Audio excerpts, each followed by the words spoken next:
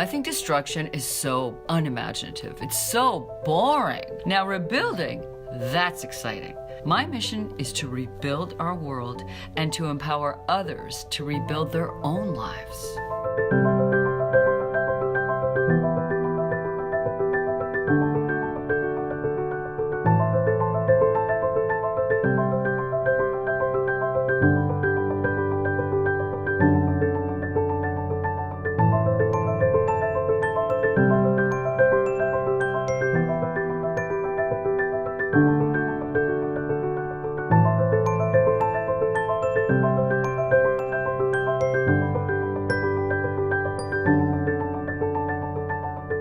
I'm a social entrepreneur. I believe in the return on love as much as the return on investment.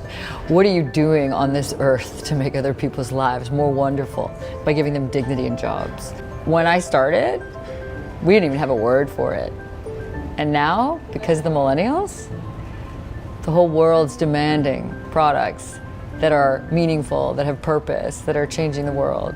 You know, 9 out of 10 millennials will switch brands for one with a cause, and we have a cause. Actually, I do get a lot of nice emails from young people who want to be social entrepreneurs. I got a nice email from a young girl. She said, you know, Barb, you're so refreshing. You're not jaded like other old people. We all want to live with meaning and purpose. And you know what? Sometimes life is not going to go to plan. My job is to wake people up, and when I'm finished my talks, no one's going back to sleep. I had a normal life back in 2006, and then the unthinkable happened. My best friend was serving in the forces. He was sitting in a peaceful shura, discussing how to bring clean drinking water and health care to the families of the village. And a man who didn't want to see his community have free thought or free will put a Taliban axe through my best friend's head. Whenever you create something that no one's ever done before, you get to be called a trailblazer or a game changer, but that doesn't come without a lot of walking on glass. It is really tough to change the game. I had people make fun of me. The banks wouldn't give me a loan. People told me I couldn't do this. Can you imagine if I ever listened to them?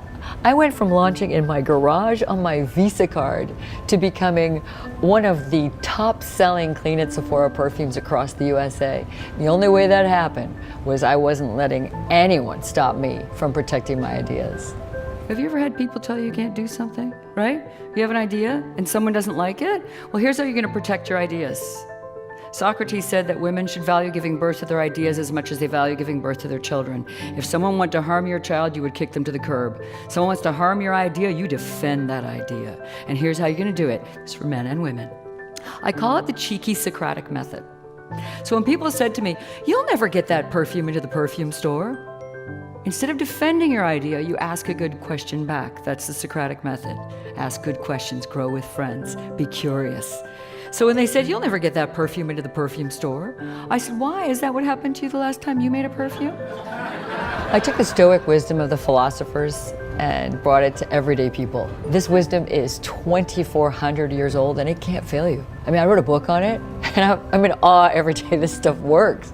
And it's the basic virtues, the 7 virtues: wonder, balance, truth, courage, justice, wisdom, and beauty. Daily practice, daily practice, daily practice. Like a muscle, you have to rip it, but it can't fail you.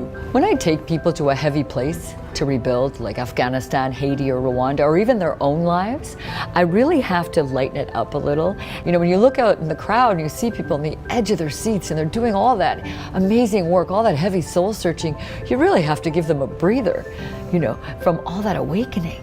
If you have anyone undermining you, remove them. I mean now. Like not right now, don't call them, but maybe like tonight. I travel around the world from Haiti to Puerto Rico to Rwanda and across North America. And I'm looking for social entrepreneurs who are rebuilding, and I want to tell their stories. When disaster hits, the whole world cares. But after a week, people get forgotten. I use socially conscious storytelling to keep people reignited long after the initial disaster or event. Keep caring about these plate-building places, keep investing.